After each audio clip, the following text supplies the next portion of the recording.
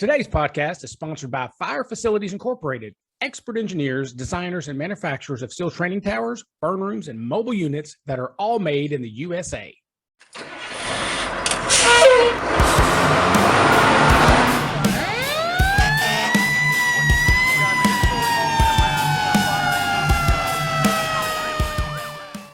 Welcome back to 3 Point Firefighter. Today, we have a guest, a friend of mine, Nick Morgan. Now, Nick is a captain with the St. Louis...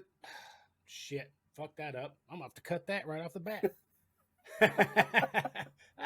Welcome back to 3 Point Firefighter. Today, my guest is a friend of mine, Captain Nick Morgan. Now, Nick is a 38-year firefighter, and he's currently with St. Louis in Missouri. He started as a volunteer in Worthington. It's a suburb of Kentucky. And he did that back in '84 when I was a sophomore in high school. I'm just throwing that in there. He joined the United States Air Force, hoorah, where he was an Air Force firefighter in '86. After that, he came back home, rejoined Worthington until about '91, and then he worked for the Kentucky State Reformatory as a corrections officer. I assume you beat up a lot of people there. And then you were hired by St. Louis back in 1991. You worked on Quints, ladders, heavy rescue, engines, worked at the airport. You've been a captain for 12 years. Wow, that's a long time. And you've been part of the fire investigating unit. And your current assignment Quint 30, is that right? Or 31? It's no, engine 31. Engine 31. Okay. Brother Nick, great to have you on the show. Thanks, Jake. Appreciate you inviting me on your show. It's an honor to be asked to be on this show. I know you've had some big heavy hitters sitting in this seat, so I've got big shoes to fill. But it's definitely an honor, and especially somebody who's from back home. You know, that's an extra plus. That's exactly right. Matter of fact, how far is Worthington from Anchorage, Middletown? Well, Worthington is now part of the whole Anchorage Middletown merger. So Worthington, as a separate fire district, no longer exists. It was absorbed. I believe it was Anchorage, Middletown, Worthington, Harrods Creek, and Eastwood all got absorbed up into one big fire district. But Worthington was out along Highway 42 and Highway 22, around where Interstate 71 and 265, Waterston Expressway, all that area. Well, so, I was thinking about Westport you today, Road. Not just because of the podcast. I was asked to go out to Anchorage Middletown Fire Rescue and be an evaluator for their sergeant's exams, which the skills portion, not the written test. So that's where I've been out in 105-degree heat all day long, not cursing your name, but thinking about you. Which station did they send you to? It's their training grounds. And I want to say they had something on the wall in the classroom that said 7, but with all the, it's out on Old English Station Road is where I was at. It's a pretty nice little training area and some quality firefighters. It was really, it was a great experience. It was just hotter as shit. Right. I almost wore a wool jumpsuit with an aluminum foil inside, and I'm glad I didn't. That'd have been foolish. That would have been the dumbest thing I could have done. Well, the location you're giving me sounds like it's probably one of the old Middletown stations. I still know a few guys out at Anchorage, Middletown, guys that I've known for a long time. But yeah, the Worthington stations were over in the old Norton's Commons. Was their newest station when all that was built off of Old Chamberlain, Highway 1694, Old Brownsboro Road. And then, of course, I was at the station on Murphy Lane for my years with Worthington, and then we had the station out off of Brownsboro Road and Goose Creek. Oh, wow. So that was the 3 stations that made up Worthington's fire district. Of course, the Norton's Commons station didn't come around till many years after I was gone and working in St. Louis. I can't wait to hear the story about how you ended up in St. Louis. Now, we've talked a lot online. We've met at different events, trainings, and FDIC. I feel like you're such a good friend. I could borrow money from you and not even pay you back. That's how much I care about you. But let's do this. Why don't you tell me What started you in the fire service? I mean, I know where you started at, but what made you say, you know what, Nick Morgan's going to be a firefighter and not an astronaut?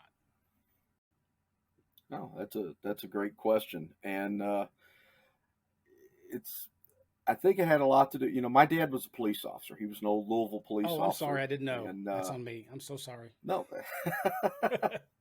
So actually, I'm quite proud of that fact. But anyway, he was a police officer. But for some reason, I was always impressed with fire trucks as a little kid. You know, we grew up. I think when I was born, we lived on the south end of the very south end of the city, down right to where the city and Okolona come together, in a neighborhood called Linview. And then in 1970, Dad moved us out, I think, to the farthest corner of northeastern Jefferson County he could get. And which at that time it was still pretty rural, but that was Worthington's area, about a mile before the county line. And but I remember there was a volunteer fire station. It was Worthington, that was a quarter mile from our house, and we would drive by it on occasion. And I always wanted to see the fire trucks that were hidden behind those doors. There was just something fascinating about it. But long story short, I started just visit. We became friends with people we went to. A guy I went to grade school with. His mom and my mom became good friends. They lived in the subdivision that butted all the way up to that firehouse. So that became an opportunity to walk over to that firehouse and get to know the guys that were there. And unfortunately, my dad died in 1979 when I was 11 years old. So that, and amazingly, I would still go to that firehouse. And what I learned later was a lot of the guys, even though it was a volunteer fire department, there were guys from Louisville Fire that worked there on their days off and helped boost the daytime manpower. And a handful of those guys knew who my dad was. They knew he'd been a city cop, and they basically took me under their wing. They really took care of me. They could have ran me off, said, yeah, that kid's a pain in the butt, get him out of here. But they didn't do that. They let me hang around the firehouse, and they started teaching me things. And I think that's probably what kind of laid what made it inevitable that I would get into fire service. And of course, back then you could become a volunteer at 16. So I literally just counted down the days to my 16th birthday. And I started recruit class on March 14th of 1984, which was 2 days before my 16th birthday.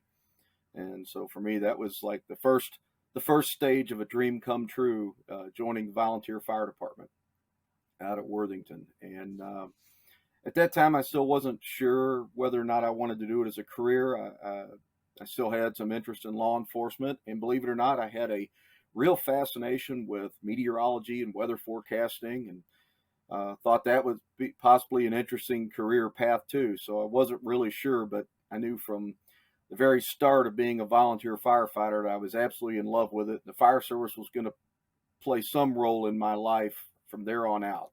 What about your first fire? So tell me about the first time you made entry. I'm not talking about food on the stove.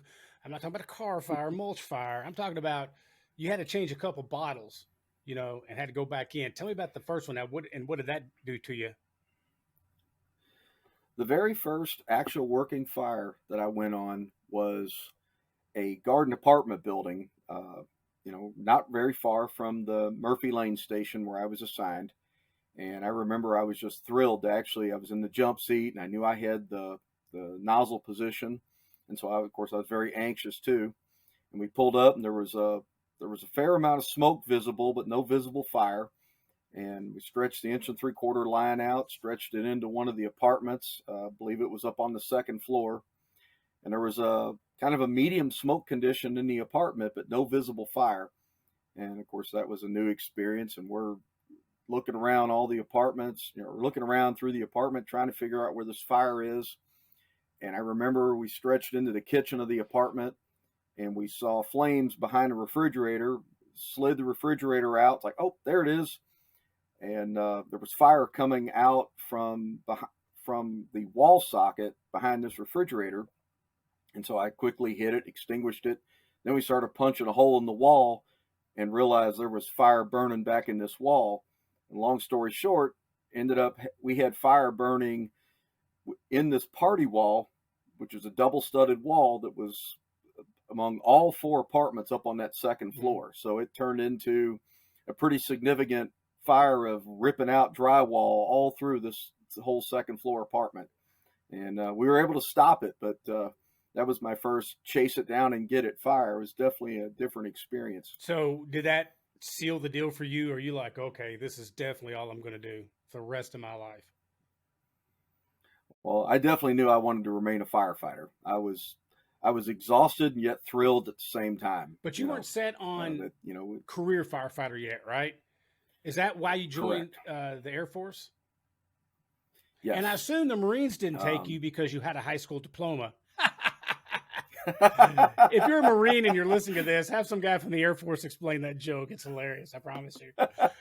So you decided to join. Okay, so you said something about meteorology, and we might have one more thing in common, but let's see first. So you fought the fire. You know you want to be a firefighter the rest of your life. You don't know if you're going to do it as a career. You go to Uncle Sam. He says, okay, I'm going to make you an Air Force something. What were the things you wanted to be in the Air Force?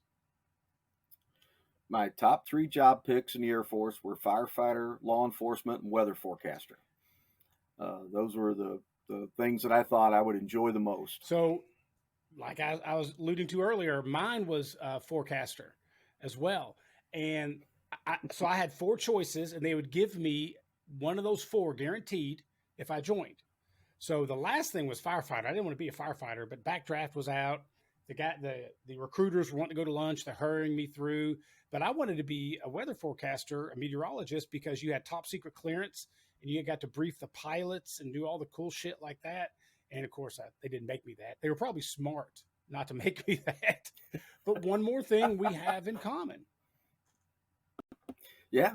Well, and the funny thing about the Air Force is the only reason I even considered the Air Force, I come from a very military family. And of course, everybody said, stay out of the Army. I had 2 brothers that retired from the Navy, loved it. My mom did a stint in the Air Force and she loved it, even though she had to get out early. But when I was thinking about career options, there was an article in probably Firehouse magazine that talked about what a great fire training program the Air Force had, and that every Air Force base had its own fire department. And it grabbed my attention. I was like, I never thought of that. That could be interesting. Yeah. So, but when I went into the Air Force, what I was told was I couldn't have a guaranteed job, but I could pick my top 3. And the recruiter told me he would do whatever he could to help guarantee I would get, my number 1 pick. And so I had literally firefighter, law enforcement, weather forecaster. And, by God's divine providence, I got firefighter. There you go. So you had to go through tech school in Illinois? Was it still open? Okay. Yes. I was one of the last with classes. The Chanute Air Force Base. Yeah. Yep. And of course, that's also where they trained the weather forecasters at that time. I didn't know that. What year did you go through that? Yeah, 91, they had is it 91? No, I went through in the end of 86 and the beginning of 87. So we actually, we finished out the end of 86 at the old fire school. And when we came back after Christmas break, we were in the new fire school at Chanute that had just been completed. So I was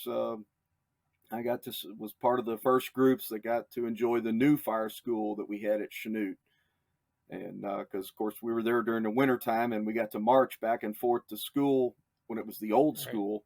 And then they actually had a bus taking us to the new fire schools a little farther away, which was nice with wind chills about 20 to 30 below zero. I will say that was my first exposure to flat Illinois, with bitter wind chills, because there's absolutely nothing to stop that wind. Yes, and you know what? You were one of the first ones to go through that school. I was the last one to go. One of the last ones to go through that school.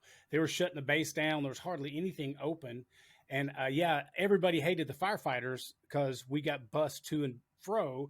And did I just say to and fro? I said to and fro. You know what? To and fro. I was bused to and fro, and they called us Pop-Tarts because our school was only like 8 weeks, I think, because we were in and out like that. So, yeah. Right. But, Chanute did not make a great impression on me.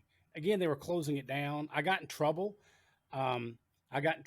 There. So it was a Sunday, and I decided to trim my hair up.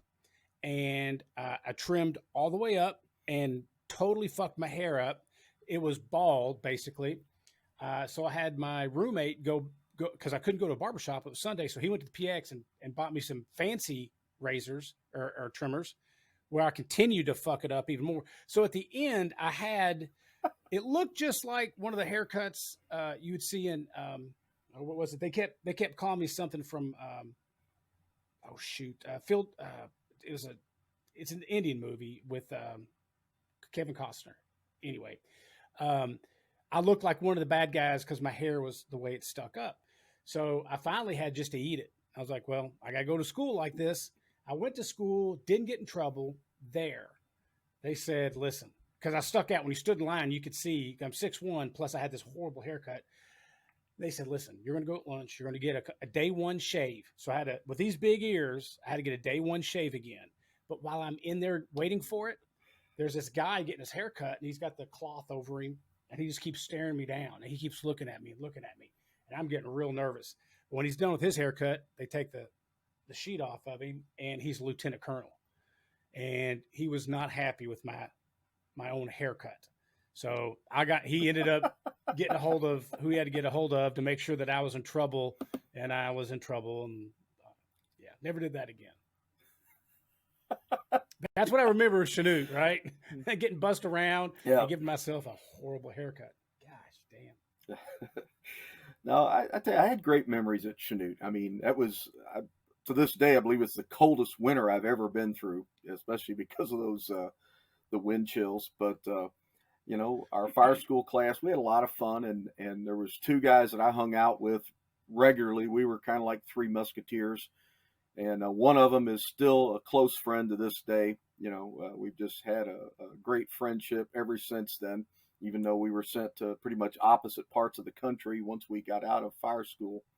But we had a great time. I loved it. I really enjoyed it. So where were you assigned while you were in the Air Force? I went to lovely Acre Air Force Base in Blytheville, Arkansas, which of course no longer, well, it's still there, but it was closed down. It was one of the bases that Bill Clinton closed back in the early 90s. You're a base killer, man. Everywhere you go, the base shuts off. Yep. Is that where you did your whole time, or did you go anywhere else? No, that was where I did my whole time. I was kind of afraid of putting in for different orders because we had so many guys that would come back from Shemya, Alaska. Yeah. And of course that was after believe it was the Graham-Rudman Act. So even my recruiter had told me that they didn't like to move guys around as much as they had in the past. And that if you went stateside, you're probably going to stay stateside for the first 4 years. And so there was a lot of, there were some other bases I'd like to go to, but a lot of people kind of warned me. They're like, be careful. You ask for a move, you might find yourself up at Shemya, Alaska. And nobody could really describe what that place was like. They said it was something that could only be experienced. So I just, it wasn't a bad area. It wasn't the worst base you could be at. It certainly wasn't the best, but, it was, I guess, about 5 hours from home. And I just decided to make the best of it and just do my 4 years and go from there. So now you get out of the Air Force because there's no more bases for you to close, I guess. And when do you decide, okay, because you went back to Worthington, volunteering, I take it, and then you went to be a corrections officer. So obviously that police officer thing was still kind of in your head a little bit. What made you say, you know what, I'm going to go to St. Louis and be a firefighter? Well, all that actually started before I got out of the Air Force. And the truth be told, my original goal, more than any place, was to be a firefighter in Louisville. Like I'd said, when I grew up as a volunteer, those guys from Louisville that worked out there at Worthington had pretty much raised me and shaped me and in a lot of ways influenced, my thinking of what it meant to be a firefighter. And while I was in the Air Force, I discovered that fire departments had ride-along programs. Louisville had one, Memphis had one, St. Louis had one. And so I actually had done a number of ride-alongs with Louisville and with Memphis while I was in the Air Force, and even a couple up in St. Louis. Which, by the way, I got to interrupt you. I love the fact that you say Louisville correctly. I love it. Oh, Well, my dad taught me that when I was a little boy. He made sure I understood, because my mom was a Midwesterner. She was from Cincinnati and Cleveland and Detroit and Southern Indiana, so she never She said said it right. Louisville. So my dad made sure, yes. So my dad made sure that I knew how to say Louisville from very, very young Me and my age. wife still fight about it, and she actually lived over in Louisville, and she'll say Louisville. I'm like, no, come on, you're from here. Don't stop it. Sorry, I interrupted you. Yeah. Go ahead. No, that's okay. That's okay. So you were looking at being a firefighter but, in Louisville. Right. Louisville was actually my first. I had about 2 years in the Air Force, which as a full-time firefighter that's when I really made up my mind that that's what I wanted to do the rest of my career. And I was volunteer. There was a small town outside the base. I had a volunteer fire department, and I had joined that, and I ran calls with them on my off days. But that's really, I had decided that's what I wanted to do as a career. And then I found out about these ride-along programs, and I knew some guys in Louisville, who worked out at Worthington, and they had invited me to come ride out at their stations. The one I used to ride out at Truck 4 and Truck 7, and which was with, and then I would go down to Memphis and was a regular ride along down at their Station 7 for several years.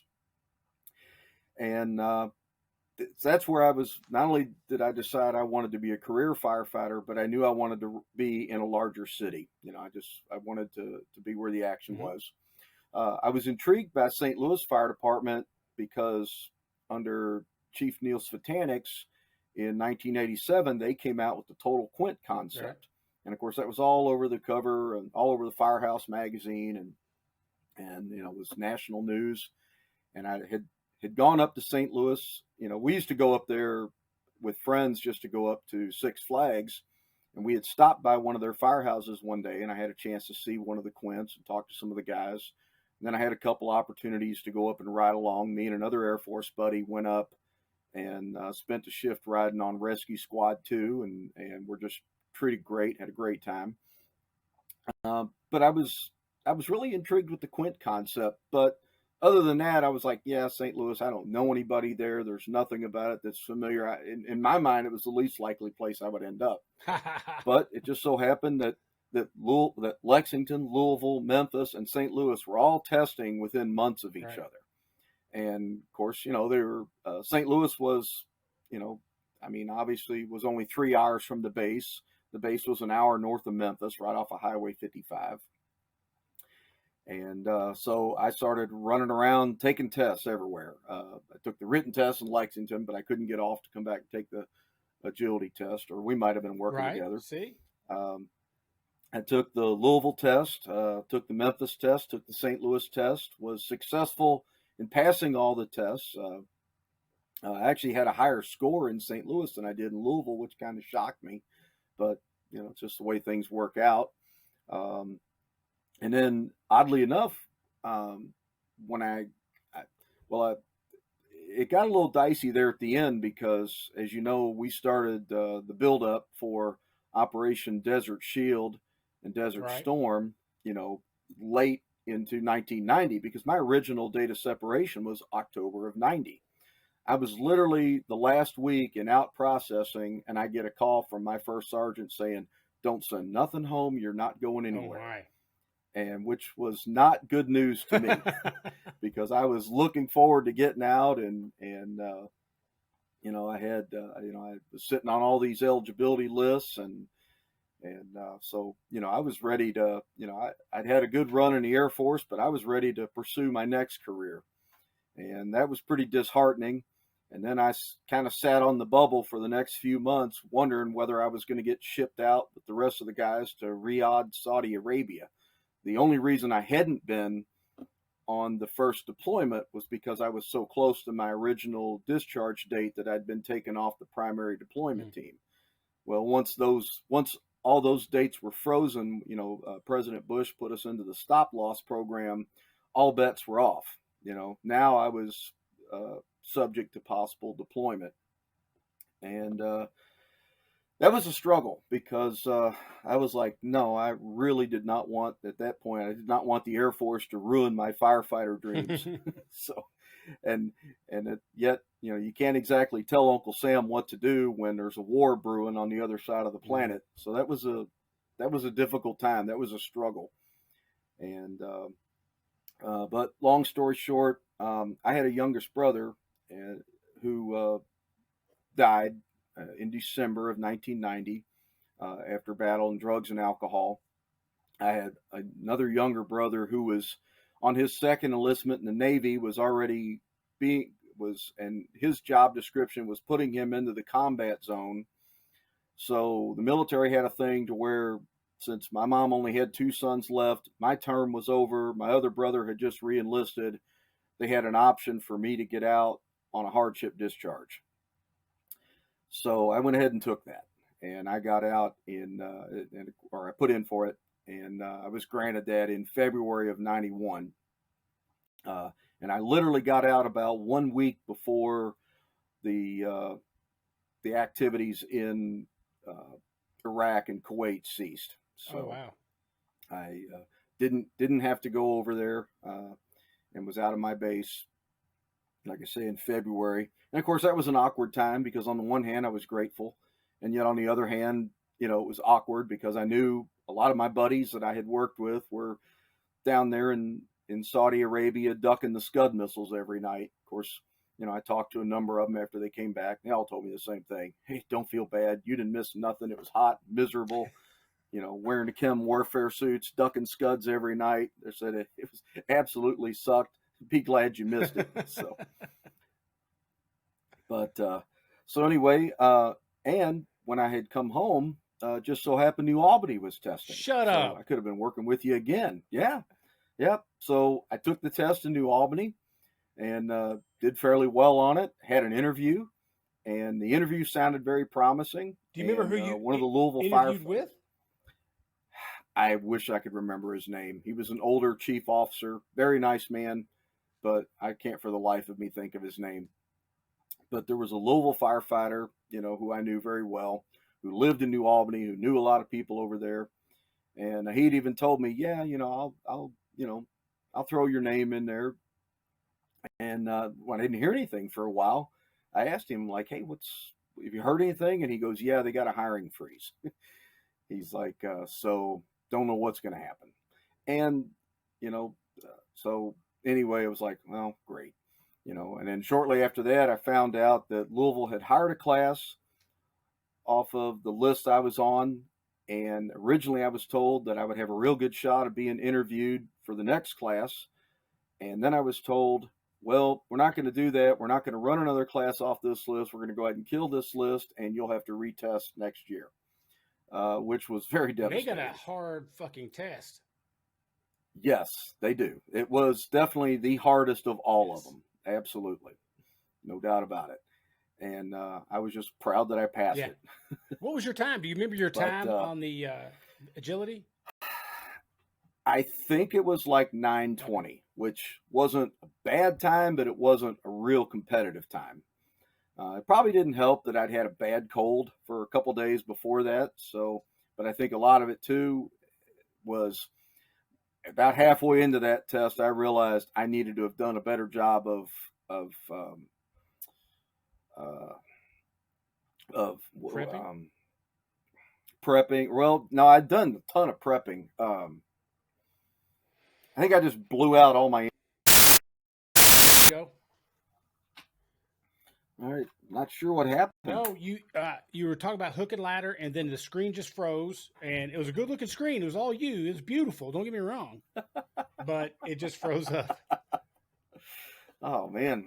So you were saying you're on. You were in the busiest at the time, the busiest house, and then something about hook and ladder is when it started getting choppy. Right. Yeah, I was at Engine 28, which was the busiest house in the city, and I was assigned to Hook and Ladder 15, which was the busiest ladder truck in the city. Which, even though it was still technically a Quint, at that time we had the 30 engines that were all Quints, and then we had 4 hook and ladder companies that were also Quints, but they were larger Quints, and so they ran primarily as ladder trucks, but they could still operate as engines in a pinch. But with only 4 of them, it covered almost all of the 5th district and a huge chunk of the 6th district, and even a little bit of the 3rd district. So it was the busiest ladder truck in the city, and it went to the most fires. So we went to fires just about every day. I mean, it was an absolute blast. and because the Quint engines ran the vast majority of all the alarm soundings and the other calls, I didn't go to a lot of those. I mostly went to fires. It was an absolute blast. That was my first 5 years in the city, and I had a great time. But so when did Uncle I Larry miss come Louisville. into all this? When did you meet Uncle Larry? I met Uncle Larry. He was the driver at Engine 8. He came on, I believe, the class after me. And when I met Larry, I actually had been on Hook and Ladder 15 just under 5 years. And I had heard there was a couple of spots going to be opening up on Engine 29, which is, in my district. And they were housed with Rescue Squad 2. Well, I wanted to eventually get on Squad 2. I had done a lot of subbing on Squad 2, and that was a lot of fun. So that was my goal, the direction I wanted to go. So I went and put in the request. Well, for whatever reason, the fire chief didn't send me to Engine 29. He sent me to Engine 8, which was still another one of his favorite firehouses. I was sent there on A shift. Larry was there on C shift. So I only did a short time there at Engine 8, but that's where I first got to know Larry. From changing shifts in the morning. And I tell you what, just listening to Larry in the morning was just nonstop humor. I mean, his one-liners, they're some of the best. He was always enjoyable to just sit and talk to. Oh, yeah. So I knew who he was, but that was the first time we'd ever really met, knew each other at all. And then where we really got to know each other a lot better, I had helped teach a recruit class in 95, and Larry had already done at least one or two recruit classes after that. And in 2000, after Chief Svitanix retired, Chief George took over. There was new staff down at the academy, and they were putting on a recruit class, and nobody was wanting to go down and volunteer to do it. And so I got a call from, at that time, the training officer was Captain Mike Richardson, who was the training officer when I taught my first recruit class.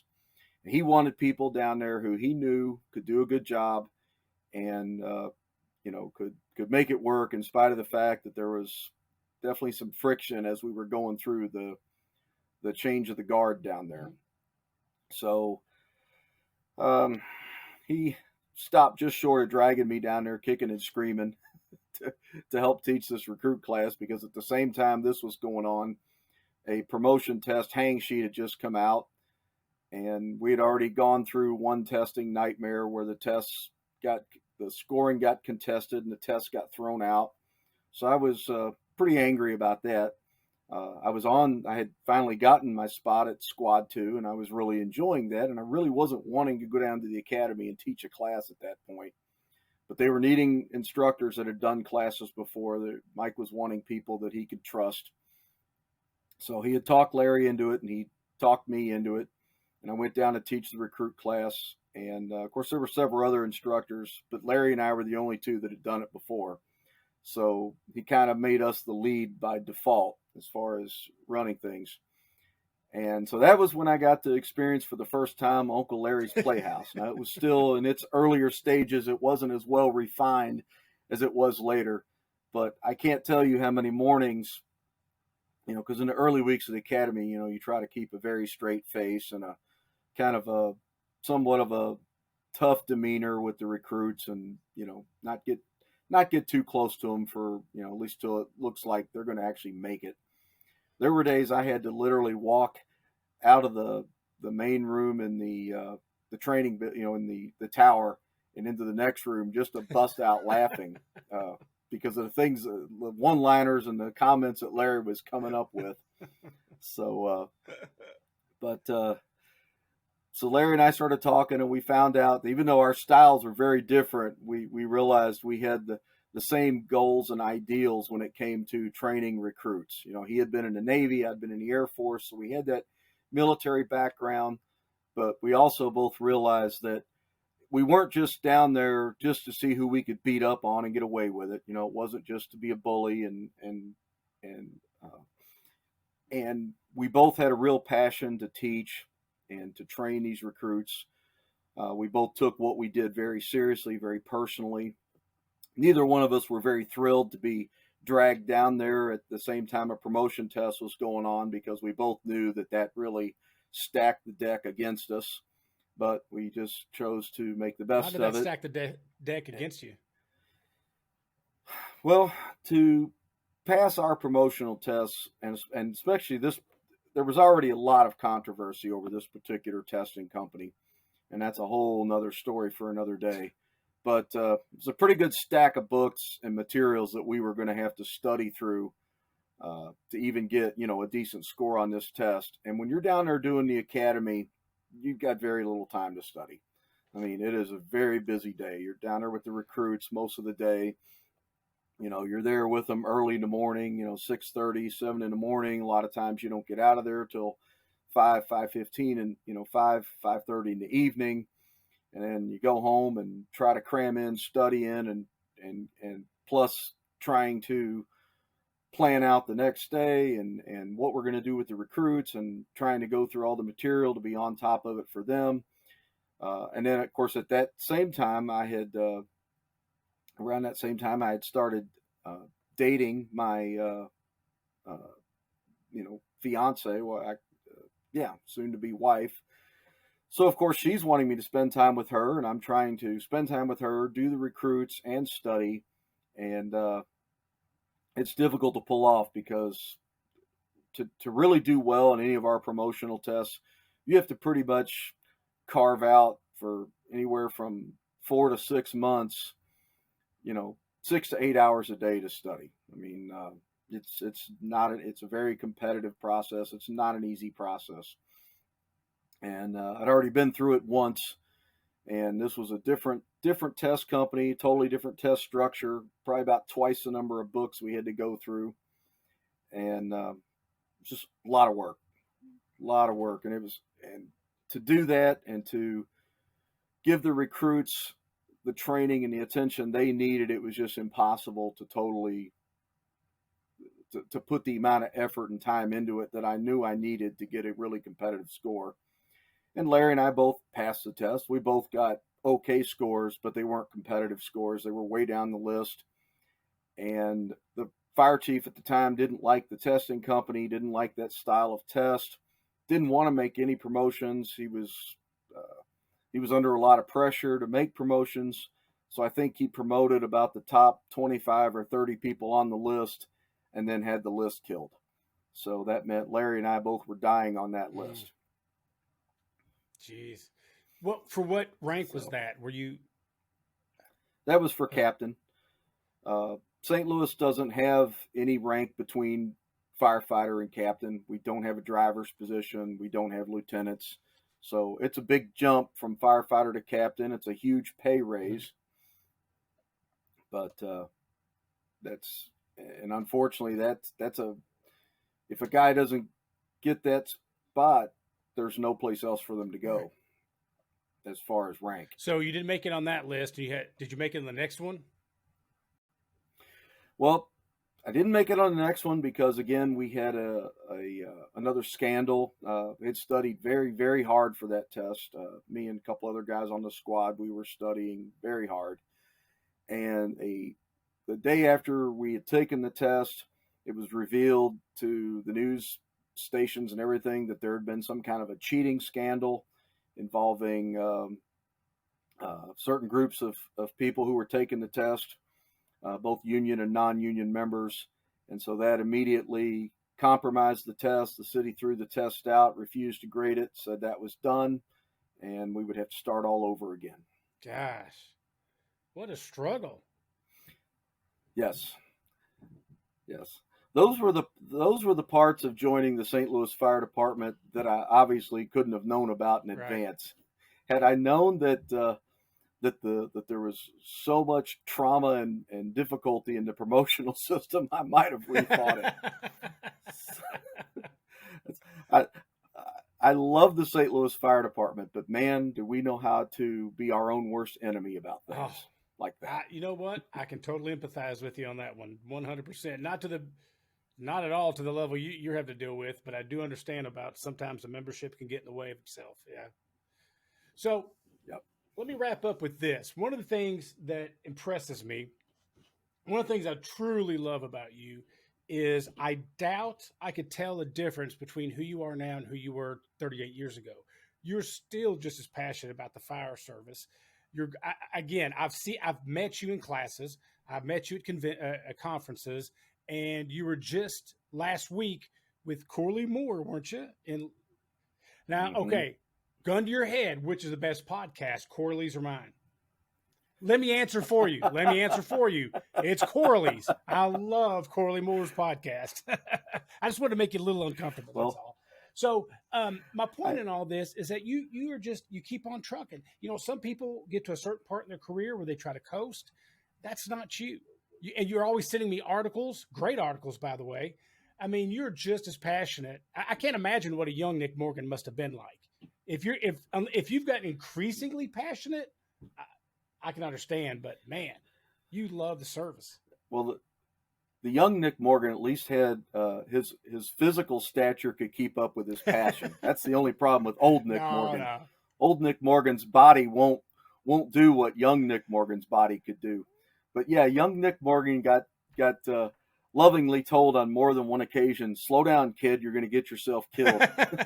Slow down, kid. Remember, not everybody is as passionate about this job as you are. How did you maintain that passion, though? Did you have some dips in your career where you're like, fuck it? Or have you always been this way? Okay, so what made you have those dips besides the testing? I'd say the testing probably had to. The testing was a huge blow. The testing was very, very painful. That was a huge one to overcome. The other big dip was when we had line of duty deaths in 2002. Rob Morrison and Derek Martin, were killed at the Gravois Refrigeration Company fire. They were on Squad 1. I was on Squad 2 that night. We came to that fire on a third alarm. It was an absolute nightmare. And I knew both of those guys. I had worked with them many times. They weren't best friends, but they were both friends. They were colleagues that I respected. I knew they were good guys. It was absolutely just mystifying to me how those two guys, could end up getting killed in that little shit show of a fire. But that's, again, that's another long story for another day. But that was a major blow. And so, yeah, I've had my world rocked a few times. And I would say it's a combination of things that's helped keep my passion. For part of it was my faith. I absolutely believe that this was the path that God laid out for me as far as being a firefighter. Truly do believe it was my calling. I've been I've been in a 12-step program for a lot of years to be sober from alcoholism. That's something I struggled with, especially in my Air Force time. Runs rampant in my family. A lot of support from friends in that program, that helped me get my head screwed back on straight when I get all out of whack. I took that little detour out at the airport in the summer of 2005 because I was ready to leave. I was very broken. I was ready to leave the department, and the only reason I didn't, in fact, I had a job offer out at Worthington when they first were putting on career people. I was told, the process I needed to go through if I wanted to have a good shot at a job out there. And of course, at that time, my oldest son was a baby.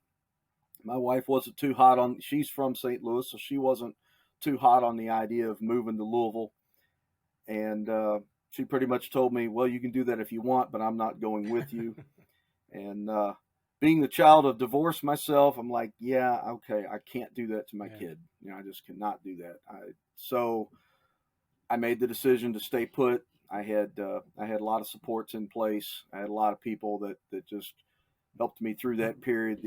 Being out at the airport for a few years gave me just a chance to kind of reboot emotionally and spiritually and physically and mentally and and then we had my kids, and I realized that.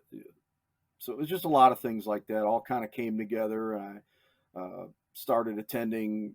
I hadn't been to conferences in a long time, and while I was out at the airport, me and another firefighter who had become good friends, we started attending FDIC, and that just kind of helped reignite that passion and kick me back in gear. And then I found out we had the lawsuits that were over the promotion test that I had finally made it on, that we had won the lawsuits and that the promotions were going to go forward. Oh.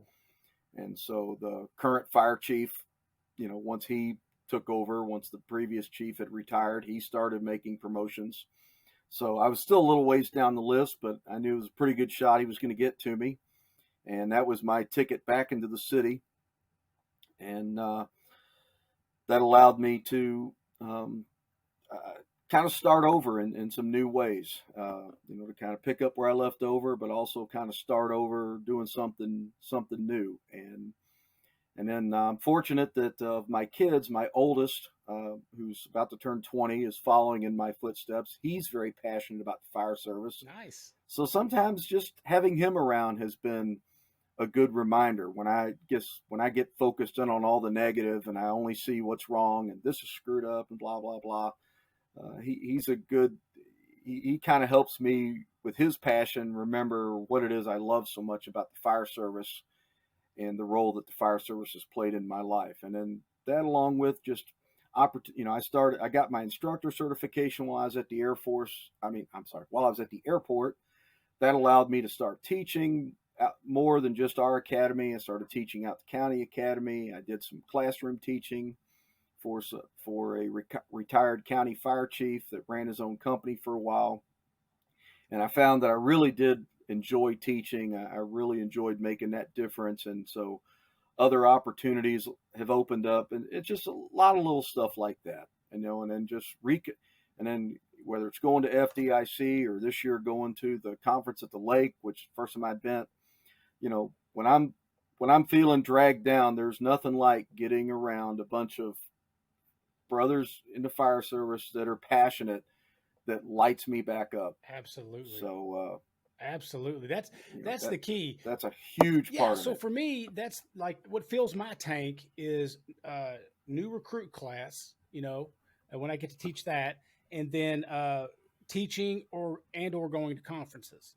Because being around that because the people where I go around and teach, the people that come to my classes through the ISFSI, they're 1%ers. So, I mean, like you, exactly, perfect example, like you we're in Kirkwood. We're in St. Louis or Kirkwood. Is that the same thing? I forget now. Talking about for the basement fire class? We were at the county academy, which is in, I can't think of the name of the town, but it's right on the far western. It's right as you leave the western edge of the city. So we were right outside of the city limits. Well, all those people were great go-getters. That's where I got to meet Uncle Larry for the first time. But that really brings me out of my funk, because it's easy to get in a funk in your own department. It's easy to sit there and see the negative and not the positive. And some are worse, but no, that's great. And I should have included Larry as part of that, because when I came back into the city, it wasn't long after I came back after making captain that Larry and a captain from out in Eureka Fire Department, at that time, he's now a chief in one of the other county departments, but Phil Goody, they started a Fire 1 and 2 program with the local community college. And I got invited to participate in that and become one of the instructors. And so there were a number of times where I had just good heart-to-heart conversations with Larry. And he helped me, get through all my negativity and reminded me, as I needed to be reminded many times, to focus on the positive, focus on what's good, stop looking at and focus on everything that's wrong. It's like, can't control all of that. All I can do is try to make things a little bit better. So, people like Larry that have been in my path, have all been part of that group that I needed to help keep me from going off the rails when the anger and the frustration and the negativity want to take over. Brother, I appreciate you being on my show. You're an absolute inspiration. Please stay in contact like you have. Send me these articles because when they're really good articles, I show other people and pretend like I found them. I don't give you credit at all. So it makes me look good. Nothing wrong with that. But brother, I tell you what, I don't have any original ideas. I just dig for the gold, and when I find it, I share it. Keep them coming, brother. But no, you're a big inspiration, and I'm tickled to death that I got to meet you in person a couple times now, and I'm really, really happy that you were on my show. Thank you so much, brother. Well, thank you so much, and it's really an honor to be able to be asked to be on your show. It really is an honor. So thank you so much. That was really nice. I appreciate it, brother. Stay safe. All right, brother. You too. Today's podcast was sponsored by Fire Facilities, designers and manufacturers of realistic, built-to-last training structures and mobile units for 30 years. Make training count. Visit firefacilities.com for more information. Today's podcast was sponsored by Fire Facilities, designers and manufacturers of realistic, built-to-last training structures and mobile units for 30 years. Make training count. Visit firefacilities.com for more information.